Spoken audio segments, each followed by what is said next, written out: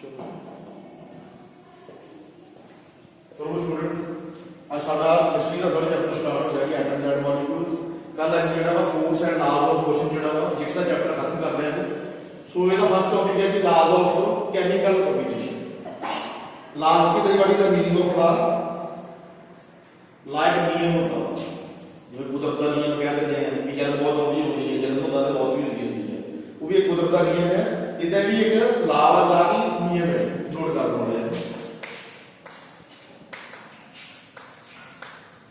सो देखो जी अगे ही chemical reaction की हिसाब गल करनी है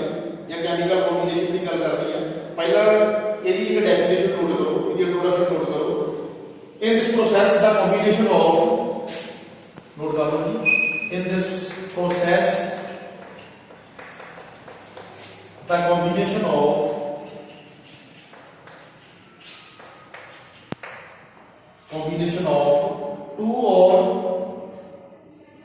two or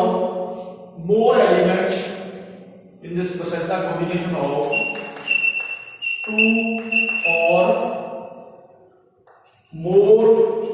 elements to form या टू फॉर्म के नाल तो इधर लिख सकते हैं टू क्रिएट इसे क्रिएट भी ले सकते हैं। क्रिएट होता है पैदा करना प्रोड्यूस करना to form new compounds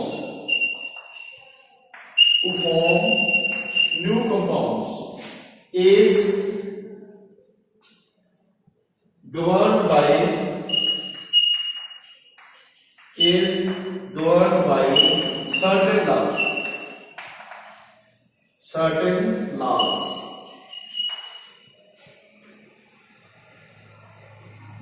are called laws of combination. What is the meaning of combination? भाई combination की होता जी दसो जी बेटे combination की होता मीनिंग की होता combination का पता क्यों इकट्ठा करना सर्वोत्तम इकट्ठे करके बना देता है वो दा combination है। ठीक है जी चाह होते हैं सारे बेटे की करते थे उसके वास्ते कुछ मतलब वाटर लेते थे मिल्क ऐड करते थे उसमें टी ऐड करते थे शुगर ऐड करते थे वो सारे का ब्लेंड बन जाता कॉम्बिनेशन बन जाता। सो इधर में कॉम्बिनेशन करते हैं। ठीक है जी कॉम्बिनेशन का इकट्ठा करना बनाना नहीं ले सकते बनाना नहीं इकट्ठा करना या बनाना। ठीक है जी और केमिकल तो पता था रसायन बोलते थे। ठीक है जी चलो देखो जी पहले मेरे दसोगे अपने प्रोडक्ट टेबल की एलिमेंट कितने होते हैं। How many elements are present in periodic table दसो जी। सारे पीरियोडिक टेबल में बहुत सारे एलिमेंट होते हैं जिवें फर्स्ट अपना हाइड्रोजन होता वा फिर हीलियम होता वा फिर इदा करके बेरिलियम बोरॉन लिथियम इदा करके लिखे जाते जाते हैं। दसो कितने कितने एलिमेंट होते हैं। चलो नोट कर लो जी पीरियोडिक टेबल ਦੇ ਵਿੱਚ 118 एलिमेंट्स प्रेजेंट होते हैं। ठीक है जी 118 एलिमेंट्स प्रेजेंट होते हैं। जैसे हमारा ऑक्सीजन भी आएगा कार्बन भी आएगा जिस मेटल नॉन मेटल मेटलाइट सारा कुछ गैसेस आ जाती है नोबल गैसेस आ जाती है सारा कुछ प्रेजेंट होता। सो देखो जी ये साडा ਉਹਦੀ ਡੈਫੀਨੇਸ਼ਨ ਹੈ ਕੈਮੀਕਲ ਕੰਬੀਨੇਸ਼ਨ ਦੀ ਉਹਦੇ ਲਾ ਦੀ ਡੈਫੀਨੇਸ਼ਨ ਹੈ। ਇਹਦੇ ਵਿੱਚ ਇਹ ਲਾ ਦੇ ਵਿੱਚ ਕੀ ਹੁੰਦਾ ਵਾ ਕਿ ਸਾਡੇ ਕੋਲ ਦੋ ਜਾਂ ਦੋ ਤੋਂ ਜ਼ਿਆਦਾ ਐਲੀਮੈਂਟ ਹੁੰਦੇ ਉਹਨੂੰ ਮਿਕਸ ਕਰਦੇ ਆ ਔਰ ਮਿਕਸ ਕਰਕੇ ਉਹਦੀ ਕੈਮੀਕਲ ਰਿਐਕਸ਼ਨ ਕਰਾਉਂਦੇ ਆ ਔਰ ਸਾਡੇ ਕੋਲ ਕੀ ਬਣ ਜਾਂਦਾ ਜੀ ਇੱਕ ਨਿਊ ਕੰਪਾਊਂਡ ਬਣ ਜਾਂਦਾ ਔਰ ਜਿਹੜੇ ਲਾ ਨੂੰ ਬਣਦਾ ਉਹਨੂੰ ਕੀ ਬੋਲ ਦਿੰਦੇ ਆ ਲਾਜ਼ ਆਫ ਕੈਮੀਕਲ ਕੰਬੀਨੇਸ਼ਨ। ਠੀਕ ਹੈ ਜੀ ਐਗਜ਼ਾਮਪਲ ਦੇ ਨਾਲ ਕੰਪਲੀਟ ਕਰਿਓ। ਸਾਡੇ ਨੀਅਰ ਬਾਉਂਡ ਦਾ ਆਰਗਨ ਕੀ ਹੈ ਤੁਹਾਡੇ ਆਰਗਨ ਮੀਡੀਅਮ 에ਅਰ ਹੈ ਤੁਹਾਡੇ ਆਰਗਨ ਮੀਡੀਅਮ ਕੀ ਹੈ 에ਅਰ ਹੈ। ਕਿਹੜੀ 에ਅਰ ਹੈ ਐਟਮੋਸਫੇਰਿਕ 에ਅਰ ਹੈ। ਐਟਮੋਸਫੇਰਿਕ 에ਅਰ ਦੇ ਵਿੱਚ ਫਸਟ ਮੋਸਟ ਅਬੰਡੈਂਟ ਹੁੰਦੀ ਹੈ ਨਾਈਟ੍ਰੋਜਨ ਸੈਕੰਡ ਮੋਸਟ ਅਬੰਡੈਂਟ ਹੁੰਦੀ ਹੈ ਆਕਸੀਜਨ ਥਰਡ ਮੋਸਟ ਅਬੰਡੈਂਟ ਹੁੰਦੀ ਹੈ ਆਰਗਨ फोर्थ मोस्ट अबंडेंट होती है कार्बन डाइऑक्साइड फिर उसका मोस्ट अबंडेंट होता है अदर गैसेस। ठीक है जी सब तो ज्यादा नाइट्रोजन पाई जाती है उसके बाद ऑक्सीजन पाई जाती है इसका रूप से ना यार मीडियम कीड़ा तो जेड़ा एयर है। ठीक है जी थोड़ा बहुत एग्जांपल लेने हैं एग्जांपल प्लीज नोट करो वेरी वेरी इंपॉर्टेंट है बड़े नंबर के क्वेश्चन आएगा ये तो शुरू लेके होनी है। देखो जी सारे वाले कार्बन है एक एलिमेंट कार्बन का ठीक है जी और दो एलिमेंट सारे ऑक्सीजन के ਇਹਦੀ ਇਹ ਕੈਮੀਕਲ ਰਿਐਕਸ਼ਨ ਕਰਾਉਂਦੇ ਪਏ ਇਹਨਾਂ ਦੇ ਵਿੱਚ ਕੈਮੀਕਲ ਰਿਐਕਸ਼ਨ ਕਰਾਉਂਦੇ ਪਏ ਇਹ ਦੋਨੋਂ ਸਾਡੇ ਇਹਨੂੰ ਕੀ ਬੋਲਦੇ ਰੈਕਟੈਂਟ ਬੋਲਦੇ ਰੈਕਟੈਂਟ ਠੀਕ ਹੈ ਜੀ ਅਦਰ ਇਹਦੀ ਕੈਮਿਸਟਰੀ ਜੇ ਪੜੋਗੇ ਰੈਕਟੈਂਟ ਜਿਹੜਾ ਇਸ ਲੋਡ ਕਰ ਲੋ ਕਰਦਾ ਕੋਈ ਚੱਕਰ ਨਹੀਂ ਦੇਖੋ ਜੀ ਇਹਦੇ ਵਿੱਚ ਕਾਰਬਨ ਦੀ ਐਲੀਮੈਂਟ ਹੈ ਕਿੱਥੋਂ ਲਿਆਵਾ ਪਿਓਰਿਕ ਟੇਬਲ ਦੇ ਵਿੱਚੋਂ ਦੋ ਆਕਸੀਜਨ ਦੇ ਐਲੀਮੈਂਟ ਲਏ ਇਹ ਪਿਓਰਿਕ ਟੇਬਲ ਦੇ ਵਿੱਚ ਹੁੰਦੇ ਇਹਨਾਂ ਦੀ ਕੈਮੀਕਲ ਰਿਐਕਸ਼ਨ ਕੀਤੀ ਹੈ ਆਫਟਰ ਕੈਮੀਕਲ ਰਿਐਕਸ਼ਨ ਸਾਡੇ ਕੀ ਬਣ ਗਿਆ कार्बन डाइऑक्साइड गैस बन ठीक है जी और ये साडा क्या है प्रोडक्ट है बोलते प्रोडक्ट ठीक है जी देखो जी ये भी एलिमेंट ये बन गया कंपाउंड ये भी एलिमेंट ही कंपाउंड बन गया प्लीज ये नोट कर लो ठीक है जी एक एग्जांपल हो गया उस तो बाद आगे निकलना क्योंकि एग्जाम्पल देनी क्योंकि बहुत जरूरी है फिर ये तो एक चीज का पता लग रहा है क्यों करता है चलो सैकंड एग्जाम्पल की गल कर लो सैकंड में ही कर लेंगे गल चलो आ देखो जी नाइट्रोजन ले लिया और ये ही O2 के नाल रिएक्शन करते हैं ठीक है जी नाइट्रोजन की O2 के नाल रिएक्शन करते हैं सो इसे नाइट्रोजन का एलिमेंट है ऑक्सीजन भी एलिमेंट है और आफ्टर केमिकल रिएक्शन साइड की बन गया नाइट्रोजन डाइऑक्साइड आफ्टर साडी को केमिकल रिएक्शन की बन गया नाइट्रोजन डाइऑक्साइड देखो ये भी एलिमेंट है ये क्यों होगा ए कंपाउंड ठीक है कंपाउंड का मॉलिक्यूल भी कह सकते हैं ठीक है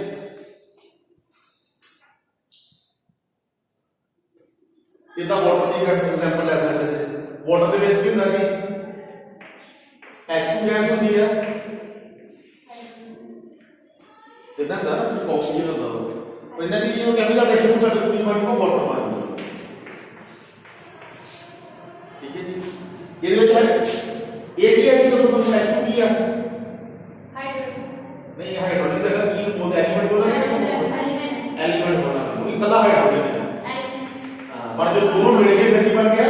कंपाउंड किधर किधर कंपाउंड बन गया हाइड्रोजन का और ऑक्सीजन चलो नेक्स्ट इसमें टाइप्स की बात कर रहे हैं नेक्स्ट नोट कर लो देयर आर टू टाइप्स जेड़ा है लॉ ऑफ केमिकल कॉम्बिनेशन है इसके टू टाइप्स नहीं है there are two types so केड़ी टाइप्स है फर्स्ट वन नोट करना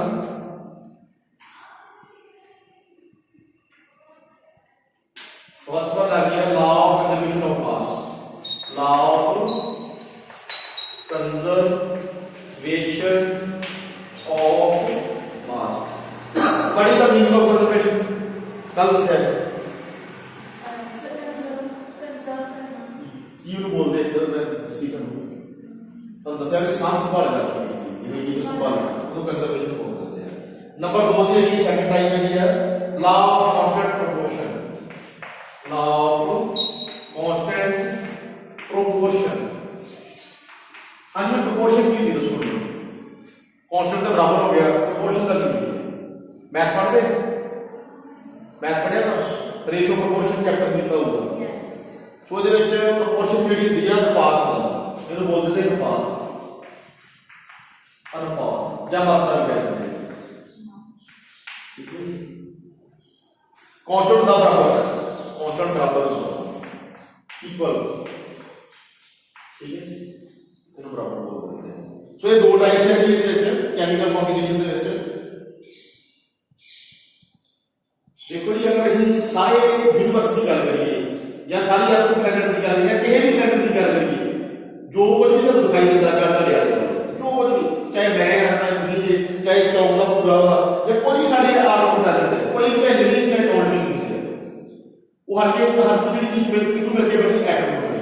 नंबर ऑफ एटम मिलके बनी ठीक है जी हर कोई चाहे चौ गया चाहे ग्राई गया चाहे ग्राई पॉली बह गया चाहे छोटी तो लेके बड़ी चीज जी इतने आगे आपको प्रेजेंट है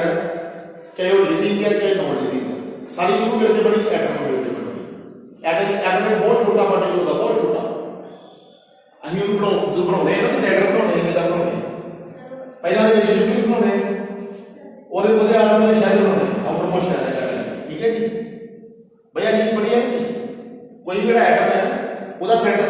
स्विच होता पर नेगेटिव स्विच हमेशा पॉजिटिव चार्ज होता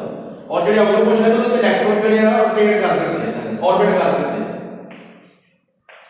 ठीक है जी और जो इलेक्ट्रॉन घूमते रहते हैं इलेक्ट्रॉन से जो चार्ज है नेगेटिव चार्ज होता और पॉजिटिव नेगेटिव करते हैं आपस में अट्रैक्ट करते हैं अगर पॉजिटिव पॉजिटिव होने तो पहले कर देंगे इतना नेगेटिव नेगेटिव होने भी पहले कर देंगे बट पॉजिटिव नेगेटिव करके अट्रैक्ट करते हैं जिवें तुसीं मैगनेट की गल करते हैं मैगनेट का जो नॉर्थ और साउथ पोल नेड़े लेके जाओगे अट्रैक्ट करते हैं अगर नॉर्थ साउथ पोल बिल्कुल पास लेके जाओगे तो पहले करते हैं पिछले घटते हैं ठीक है जी सो इदा ही ये एटम है बहुत छोटा पार्टिकल होता है आप डेढ़ का देख नहीं सकते बट इस सच्चाई है ये तो बहुत सारी रिसर्च हुई अगर ये एटम ना होंगे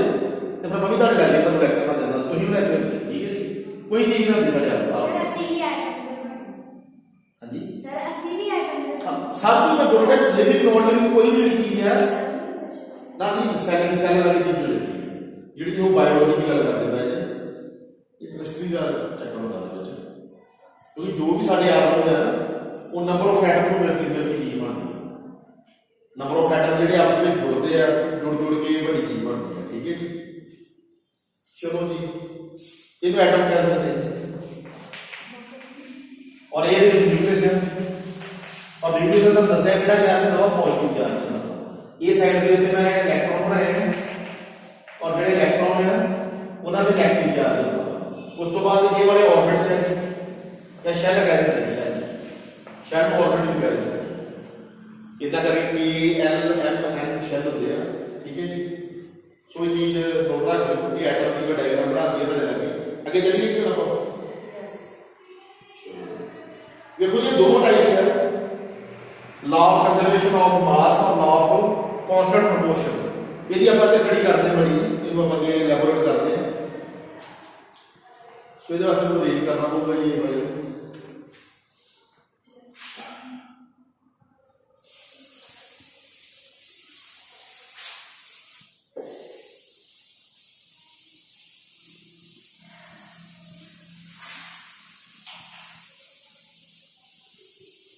भाई ये मैटर की गल कर रहे हैं मैटर की जो मैटर है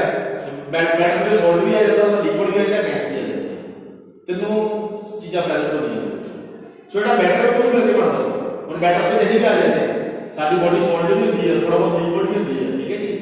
इतना करके वाटर की गल करो वाटर लिक्विड होता है अब बेंच की गल करो सॉल्ट है जिन्नियां भी बॉडी सॉल्ट लिक्विड गैसेज है या इसके अलावा जो भी होर रिसर्च हुई है अपनी कॉपी चेक करें वो तो भेजी होनी दो मैटर इसको अलावा भेजे होंगे शुरू जो चैप्टर था वो शुरू करें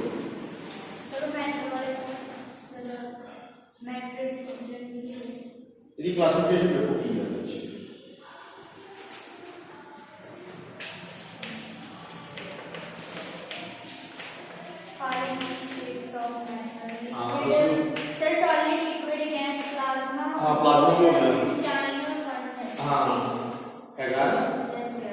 ये तीनों के मेन है ना सॉल्ट लिक्विड गैस है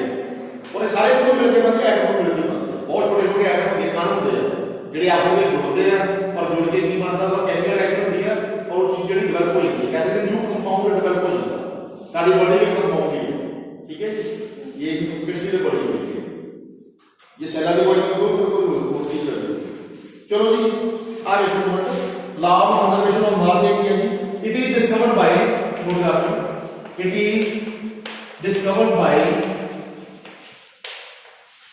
it is discovered by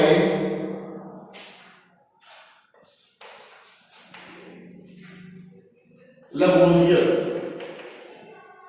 इनको किसने बनाया है Lavoisier से बनाया है कब बनाया है it is discovered by Lavoisier in 1744 या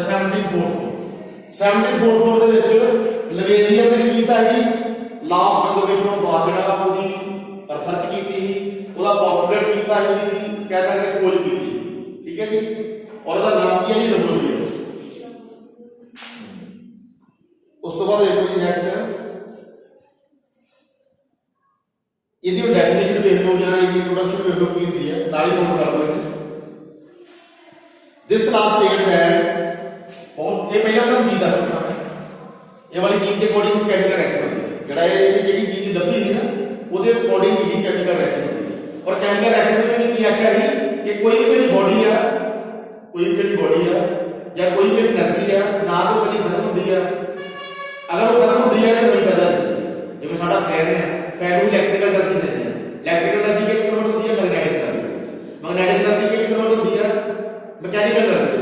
और जी मैकेनिकल एनर्जी है वो अगे हीट एनर्जी कन्वर्ट होती है। इस करके आप कहते हैं the energy can neither be created and not be destroyed. So देखो जी ये देखो कि ਹੁੰਦਾ this law states that this law state that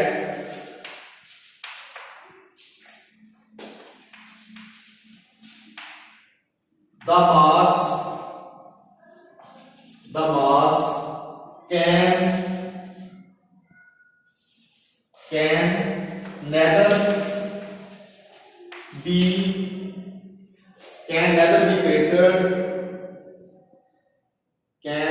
be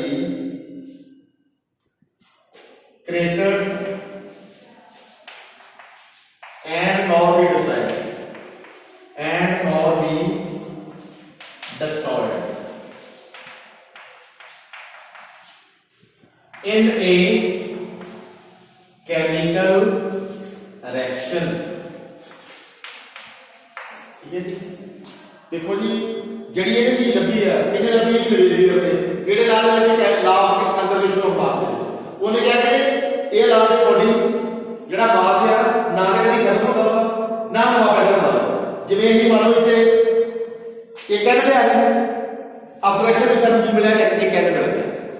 oxygen ਦੇ ਕਿੰਨੇ ਐਲੀਮੈਂਟ ਨੇ ਦੋ ਨੇ ਇੱਥੇ ਵੀ ਸਾਨੂੰ ਦੋ ਹੀ ਮਿਲਦੇ ਪਏ ਨਾ ਘਟਿਆ ਨਾ ਵਧਿਆ ਜਿੰਨਾ ਮਾਸ ਇੱਥੇ ਇਹ 4 ਐਕਸ਼ਨ ਉਹਨਾਂ ਹੀ ਆਫਟਰ ਐਕਸ਼ਨ ਮਿਲਦਾ ਪਿਆ। ਇਦਾਂ ਹੀ ਜੇ ਵੇਖ ਲਓ ਇੱਥੇ ਵੀ ਹਾਈਡਰੋਜਨ ਦੋ ਮੋਲੀਕੂਲ ਹੀ ਆ ਜਦੋਂ ਇਹਨਾਂ ਦੋਵਾਂ ਦੀ ਰਿਐਕਸ਼ਨ ਹੋ ਗਈ ਫਿਰ ਵੀ ਕੀ ਹੋਇਆ ਜੀ ਹਾਈਡਰੋਜਨ ਦੇ ਦੋ ਮੋਲੀਕੂਲ ਹੀ। ਠੀਕ ਹੈ ਜੀ। ਅਗਰ ਆਕਸੀਜਨ ਇੱਕ ਹੈ ਤੇ ਆਫਟਰ ਰਿਐਕਸ਼ਨ ਵਿੱਚ ਸਾਨੂੰ ਆਕਸੀਜਨ ਇੱਕ ਹੀ ਮਿਲਦਾ ਪਿਆ। ਸਰ ਬਸ ਉਹਦਾ ਕੰਬਾਈਨ ਹੋ ਜਾਣਾ ਵਾ ਕੈਮੀਕਲ ਰਿਐਕਸ਼ਨ ਹੋ ਜਾਣੀ ਹੈ ਜੀ। ਪਾਣੀ ਪੀਂਦੇ ਨਹੀਂ ਉਹ ਬਸ ਇਹਦਾ ਬਣ ਜਾਂਦਾ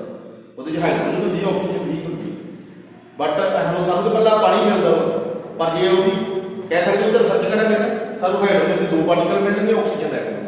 और उन्होंने मिलकर ही वाटर बनता और यदि कुदरत की बहुत बड़ी देन है अं लैबोरेटरी नहीं बना सकते बहुत औखा वा कह सकते साल बाद ही थोड़ा जहा पानी बनूगा पर कुदरत करो कि तोहफा कर धरती के अपने भी पानी बनता रहता पर जो रिएक्शन करी है ना साल लग जाता प्लैटिनम ये कैटालिस्ट होंगे प्लैटिनम वो बड़ी मुश्किल तो बाद मुशक्कत तो बाद बहुत टाइम लग जाता उस तो बाद थोड़ा जहा पानी बनता यही लैबोरेटरी बनाने पर लैबोरेटरी बनाना बहुत मुश्किल है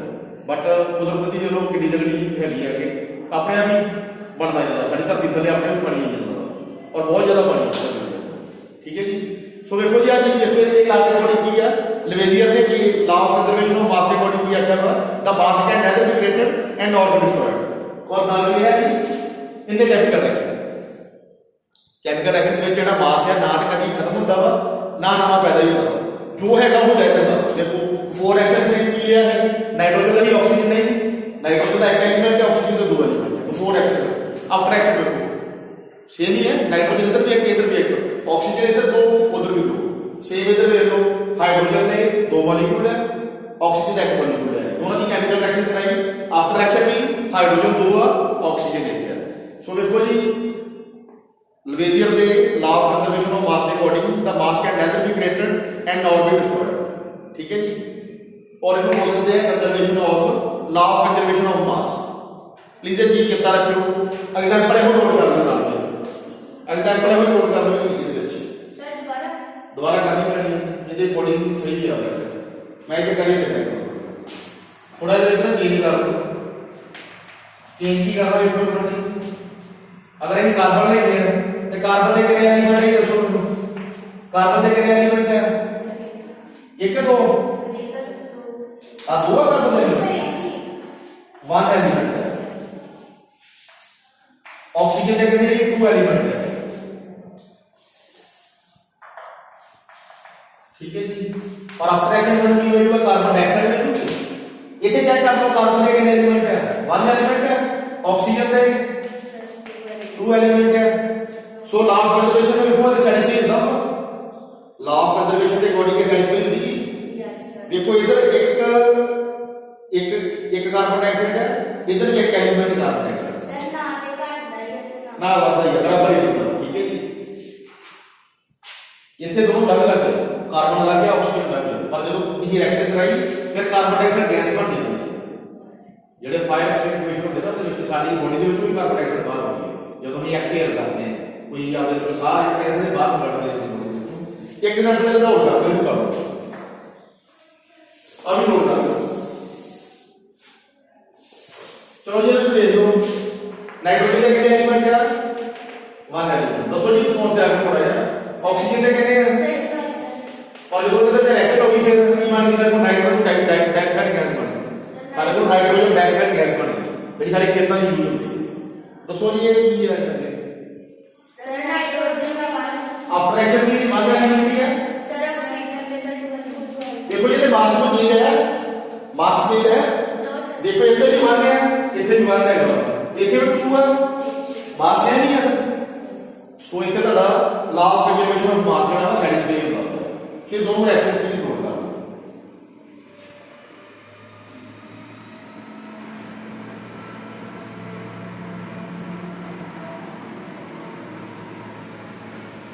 next basically law of constant proportion.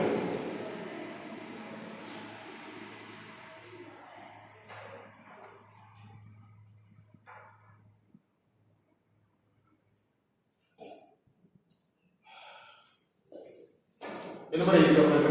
सारे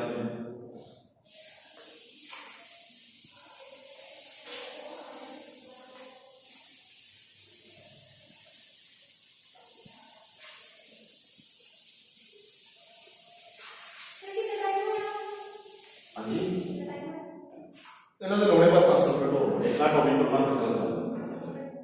ਬਾਤ ਕਰਵਾ ਦਾਂਗੇ।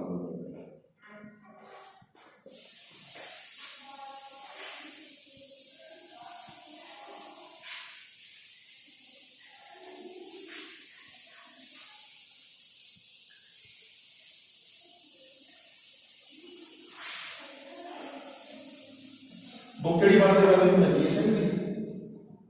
बुक का राइटर केड़ा दा लिखा? एनसीईआरटी दी। सही है, बुक एनसीईआरटी। और तुम केड़ी पढ़ते हो? पहला तक की सर अपनी साइड तो एनसीईआरटी कोई दिक्कत नहीं, सिलेबस है ना सारा तो एनसीईआरटी सर बस वो दा विच कंसेप्ट क्लियर होनी चाहिए। आ नोट कर लो सेकंड नंबर पे, ओदी सेकंड टाइप है जेडी पर 22 तक law of chemical combination the second type है। की है ये? Law of constant proportion. Law of what is the meaning of proportion? Sir अनुपात जो रेशो बोलते हैं। चलो जी पहला है देखो ये बनाया कितने वाला सब तो पहले नोट करो जी ਇਹਦੇ ਵਿੱਚ this law discovered by या it is discovered by note करो it is discovered by discovered मतलब खोज करना और सर्च करना। it is discovered by Proust in 1797। it is discovered by Proust in 1797। देखो जी ਜਿਹੜਾ law of कंजर्वेशन ऑफ मास तो बाद ये वाला ला आ गया लॉ ऑफ कांस्टेंट प्रोपोर्शन। सो ਇਹਦੇ ਵਿੱਚ ਦੇਖੋ ਜੀ कांस्टेंट प्रोपोर्शन की है, कांस्टेंट ਹੁੰਦੀ है बराबर। ਇਹਦਾ मतलब ਕੀ है? बराबर इक्वल। और ਇਹਦਾ मतलब ਕੀ है? सर अनुपात मात्रा अनुपात कैसा है या मात्रा कैसा है? ठीक है जी। सो देखो जी बराबर मात्रा का मतलब है कि बराबर मात्रा होनी चाहिए केमिकल रिएक्शन में। सो देखो कितना ये अपन एग्जांपल को समझांगे। शुरू ਆਪਾਂ ਕਰਦੇ ਹਾਂ ਇਹਦੇ ਅਕੋਰਡਿੰਗ ਵੀ ਇਹਦੇ ਪਹਿਲਾਂ ਡੈਫੀਨੇਸ਼ਨ ਨੋਟ ਕਰ ਲਓ। ਇਟਸ ਲਾ ਸਟੇਟ दैट इट्स ला ये देखो जी फर्स्ट लाइन ये नोट कर लो, सेकंड ये नोट कर लो कि ਤੁਹਾਨੂੰ ਪੇਪਰ ਇਹ ਵੱਡੇ ਨੰਬਰ ਵੀ ਕੁਐਸਚਨ ਆ ਸਕਦਾ ਪੇਪਰ ਦੇ ਵਿੱਚ ਔਰ ਵੱਡੇ ਨੰਬਰ ਦੇ ਦੋਨੋਂ ਹੋਣ ਦਿਓ। ਜਿਵੇਂ ਪੜਿਆ ਨਾ ਲਾ ਆਫ ਕੰਜ਼ਰਵੇਸ਼ਨ ਆਫ ਮਾਸ ਉਹ ਵੀ ਆ ਸਕਦਾ ਔਰ ਲਾ ਆਫ ਕਾਂਸਟੈਂਟ प्रोपोर्शन भी आ सकता। ਸੋ ਦੋਵੇਂ ਵੀ ਕਰ ਲੈਣੇ ਔਰ ਇਹਦਾ ਜਦੋਂ ਮੈਂ ਕਰਵਾਇਆ ਵਾ ਸਟੈਪ ਬਾय ਸਟੈਪ ਕਾਪੀ ਦੇ ਵਿੱਚ ਨੋਟ ਕਰੋ। क्योंकि मैं कोई चीज़ छड्डू बनी जो भी है सारा मैं दस दूंगा एग्जाम्पल की करेंगे एग्जाम्पल तो मैंने गल कर it's not state that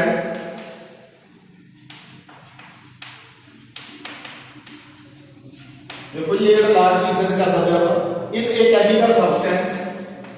in a chemical substance in a chemical substance बस सिंपल ही करता था तुम चाह पाते करे जिन्नी मर्जी खंड पा देंगे तुम पता था कि पहला पानी पाना वा तुम बोलो एक जने से चाह पानी कितना पानी पाओगे आधा कप जे 10 से पानी नहीं करोगे ते 6-7 कप लोगे ना पानी के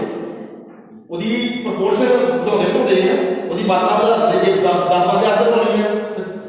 5 ਕੱਪ 6 ਕੱਪ ਪਾਣੀ ਪਾ ਲੈਂਦੇ ਨੇ ਜੇ ਤੁਸੀਂ ਬਣਾਉਣੀ ਹੈ ਇੱਕ ਬੰਦੇ ਵਾਸਤੇ ਅੱਧਾ ਕੱਪ ਪਾਣੀ ਪਾਉਂਦੇ ਤੁਹਾਨੂੰ ਪਤਾ ਨਾ ਤੁਹਾਡੇ ਦਿਮਾਗ ਦੇ ਵਿੱਚ ਇਹ ਥੋੜੀ ਜਿਹੀ ਪਾਣੀ ਤੋਂ ਪਾਣੀ ਘੱਟ ਜਾਂਦੇ ਉਸ ਕੈਮੀਕਲ ਕੀ ਹੁੰਦੇ ਅਗਰ ਕੈਮੀਕਲ ਰਿਐਕਸ਼ਨ ਜਿਹੜੀ ਜ਼ਿਆਦਾ ਕਰਦੀ ਹੈ ਵੱਡੀ ਕਰਦੀ ਹੈ ਵੱਡੇ ਲੈਵਲ ਤੇ ਕਰਦੀ ਹੈ ਕਹਿ ਸਕਦੇ ਕਿ ਜ਼ਿਆਦਾ ਲਾਰਜ ਅਮਾਉਂਟ ਦੇ ਵਿੱਚ ਕਰਦੀ ਹੈ ਤੇ ਉਹਨੇ ਕੈਮੀਕਲ ਵੀ ਜ਼ਿਆਦਾ ਹੋਣੇ ਪੈਣਗੇ ਉਹਨੇ ਐਲੀਮੈਂਟ ਵੀ ਜ਼ਿਆਦਾ ਲੈਣੇ ਪੈਣਗੇ अगर छोटी थोड़ा जिहा पीने की चाहिए है जब मान लो एक चौल का टुकड़ा ढोना हो तो आप थोड़ा जिहा ले लेंगे सानू पता कि चौल का टुकड़ा ढोना पर जो तुम मान लो कहो कि सानू खाद चाहिए है फर्टिलाइजर जी यूज होती है साढ़े खेतों के सानू डाईमोनियम फास्फेट चाहिए है जी डाई पाते हैं खेतों के उन्होंने डाईमोनियम फास्फेट बोलते हैं अगर वो ढोनी है खेतों के खेत बहुत ज्यादा तुम मान लो कैमिकल इंडस्ट्री में जॉब करते हैं तुम कह दिया जाता है कि कह सकते हैं कि बिलियन चलो एक बिलियन की गल करो बिलियन गंदी बैग जी अमोनियम डाईफास्फेट बनानी की करोगे तुम कैमिकल ज्यादा ज्यादा की नीड होगी घट की नीड होगी ज्यादा की नीड होगी अगर तुम कह देता कि 20 बंदे की चाह बनानी है तो करोगे वो वास्ते पानी भी ज्यादा लोगे खंड भी ज्यादा लोगे दूध भी ज्यादा लोगे वो प्रपोर्शन इंक्रीज कर दो अगर तुम दूध ज्यादा कह देते एक बंदे की चाह बनानी फिर करोगे फिर पानी ज्यादा कम लोगे खंड भी घट लोगे दूध भी घट सारा कुछ घट कर दोगे वो प्रपोर्शन घट जाती है सो ये चीज है ठीक है जी चलो करके देखो करो आप नोट करोगे सारे बेस्ट चीज है it's not state that in a chemical substance the elements भाई एलिमेंट्स वो ਜਿਹੜੇ ਸਾਡੇ periodic table ਚ ਪਾਏ ਜਾਂਦੇ ਜਿਵੇਂ oxygen carbon dioxide nitrogen lithium beryllium helium neon in a chemical substance the elements are always सदा नहीं always present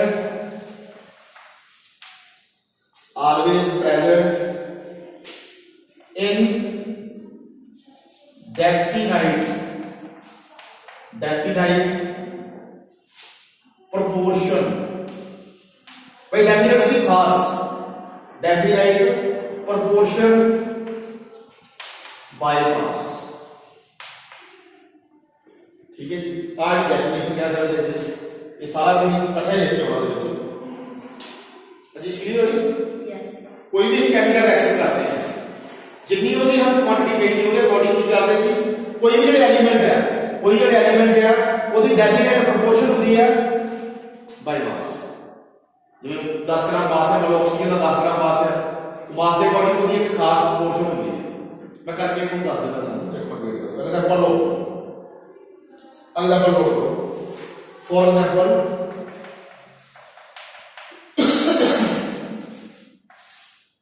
एग्जांपल वाली बॉडी होती है अही गल करनी है वाटर की सारे को वाटर के बिल्कुल मिलके बना होना सर वाटर के मिलके बनता नहीं वाटर को बात की करेंगे कितने हाइड्रोजन चाहिए दो के दो हाइड्रोजन चाहिए ऑक्सीजन के लिए एक हो चाहिए इन्हें मिलके पानी बन जाएगा यस सर बना दो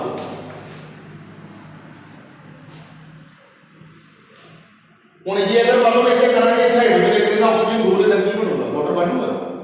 नहीं बनूगा सानू पता है हाइड्रोजन वाटर बनाने वास्ते सानू दो ही हाइड्रोजन लेने पैणगे एक ही ऑक्सीजन लेना पਊਗਾ तो साडा वाटर बनूगा सेम होता है कि चाह बोलदे ये बोलो जितना मर्जी पानी पा लेते हैं एक बंदे की चाह बनानी है बोलो किलो खंड पाओगे तो वास्ते एक चमचा ही खंड पाओगे ठीक है सेम होता है पानी बनाना तो हाइड्रोजन दो ही चाहिए ऑक्सीजन एक ही चाहिए वा साडा वाटर अगर इतने मानो हाइड्रोजन एक चाहिए ऑक्सीजन दो ले पानी बन जाएगा और कोई बन जाएगा और कोई एलिमेंट बन जाएगा ठीक है जी चलो एक मिनट वेट करो ਹੁਣ ਇਹਨੂੰ ਪੂਰਾ ਨੋਟ ਵੀ ਕਰ ਲਓ ਇਹਦੇ ਨਾਲ ਇਹਦੇ ਵਿੱਚ ਵੇਖੋ ਜੀ ਰੇਸ਼ੋ ਕੀ ਹੈ ਪ੍ਰੋਪੋਰਸ਼ਨ ਹੈਗਾ ਜਿਹੜੀ ਪ੍ਰੋਪੋਰਸ਼ਨ ਨੂੰ ਰੇਸ਼ੋ ਬੋਲ ਦਿੰਦੇ ਜੀ ਅਨੁਪਾਤ ਪ੍ਰੋਪੋਰਸ਼ਨ ਨੂੰ ਰੇਸ਼ੋ ਵੀ ਬੋਲ ਦਿੰਦੇ ਆ ਲਿਖ ਲਓ ਇਹਦੇ ਨਾਲ ਦਾ ਰੇਸ਼ੋ ਆਫ ਇਹਦੇ ਨਾਲ ਹੀ ਮਤਲਬ ਦਾ ratio of hydrogen and oxygen hydrogen and oxygen in pure water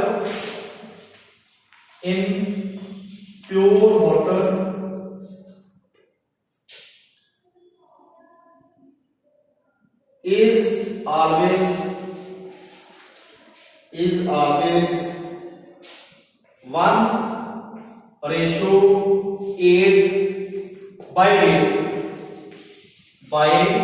weight ਇੱਥੇ ਵੀ ਲਿਖ ਦੇਣਾ ਜਿਹੜਾ ਹਾਈਡਰੋਜਨ ਹੈ ਹਾਈਡਰੋਜਨ ਦਾ ਇਹ 1 ਹੋਊਗਾ ਇਹਦੀ ਕਹਿ ਸਕਦੇ ਮਾਤਰਾ 1 ਹੋਊ ਜਿਹੜਾ ਆਕਸੀਜਨ ਹੈ ਇਹਦੀ ਮਾਤਰਾ 8 ਹੋਊ ਇੱਥੇ ਵੀ ਕਰਕੇ ਪਾ ਦੇਣਾ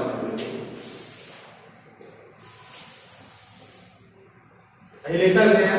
H2/2 ਜਿਹੜਾ H2 ਆ ਇਹਦੀ proportion 1 होगी ऑक्सीजन की ये 2 इतना करके ये भी इधर देख सकते हैं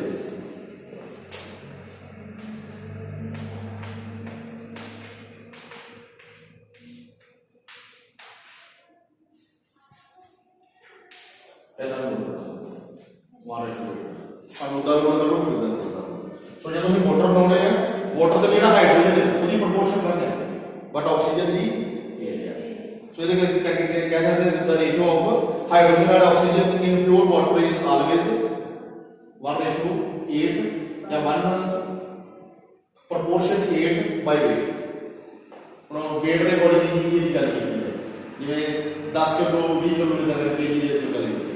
ਸੋ ਵੇਖੋ ਜੀ ਇਹਦੇ ਨਾਲ ਇਹ ਵਾਲੀ ਜਿਹੜੀ ਚੀਜ਼ ਜਿਹੜੀ ਐਗਜ਼ਾਮਪਲ ਹੈ ਹੋਰ ਵੀ ਐਗਜ਼ਾਮਪਲ ਲੈ ਸਕਦੇ ਹਾਂ ਇਹਦੇ ਰਿਕੁਆਇਰਮੈਂਟ ਨੈਕਸਟ ਐਗਜ਼ਾਮਪਲ ਦੇ ਦੋ ਦੇ ਵਿੱਚ ਉਸ ਤੋਂ ਬਾਅਦ ਆਪਾਂ ਕਰ ਰਹੇ ਦੂਜੀ ਐਗਜ਼ਾਮਪਲ ਦੇ ਵਿੱਚ ਸੋ ਦੂਜੀ ਐਗਜ਼ਾਮਪਲ ਦੇ ਵਿੱਚ ਅਸੀਂ ਗੱਲ ਕਰ ਰਹੇ ਹਾਂ ਇਹਦੇ ਵਿੱਚ ਤੁਸੀਂ ਗੱਲ ਕਰ ਲਓ ਚਲੋ